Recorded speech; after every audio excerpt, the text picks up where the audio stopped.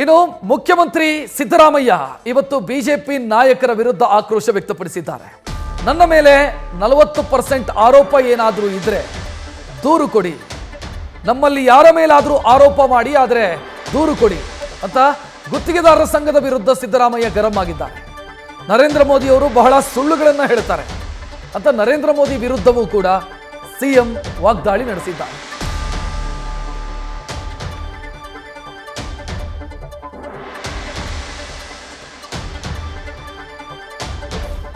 ಅವ್ರು ಮಾಡ್ತಾ ಇರೋದು ಆರೋಪ, ಭ್ರಷ್ಟಾಚಾರದ ಆರೋಪ ಬಿಜೆಪಿ ಸರ್ಕಾರದ ಮೇಲೆ ತಾನೆ.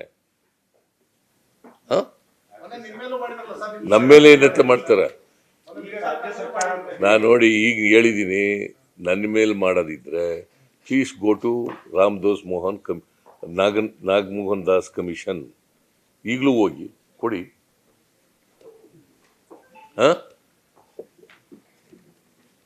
ಯಾರ ಮೇಲಾರು ಮಾಡಿ, ಸರ್ಕಾರದ ಮೇಲೆ ಮಾಡಿ, ನನ್ನ ಮೇಲೆ ಮಾಡಿ, ಮಂತ್ರಿಗಳ ಮೇಲೆ ಮಾಡಿ, ಕೊಟ್ರಿ. ನೀವು ಮಾಡಿದ್ರ?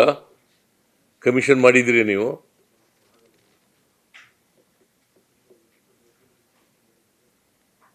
ಕಾಂಟ್ರಾಕ್ಟರ್ಸ್ ಅಸೋಸಿಯೇಷನ್ ಕಮಿಷನ್ ಮಾಡಿ ಎಂಕ್ವೈರಿ ಮಾಡಿಸಿ ಅಂತಂದ್ರು, ಮಾಡಿದ್ರ?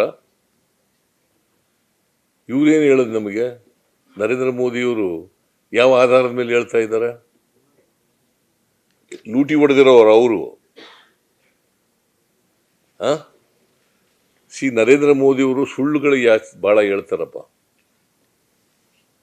ಸುಳ್ಳು ಜಾಸ್ತಿ ಹೇಳೋದು ಅವ್ರ ಭಾಷಣದಲ್ಲಿ.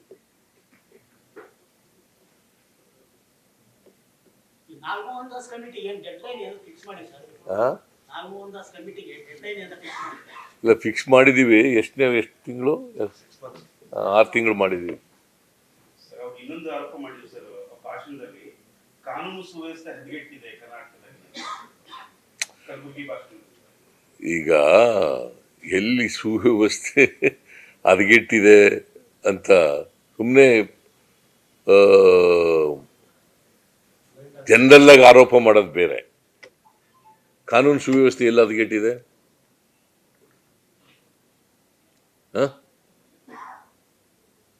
ಕಾನೂನು ಸುವ್ಯವಸ್ಥೆ ಚೆನ್ನಾಗಿರೋದ್ರಿಂದಲೇ ಈ ರಾಜ್ಯದ ಜನ ನೆಮ್ಮದಿಯಿಂದ ಇರೋದು.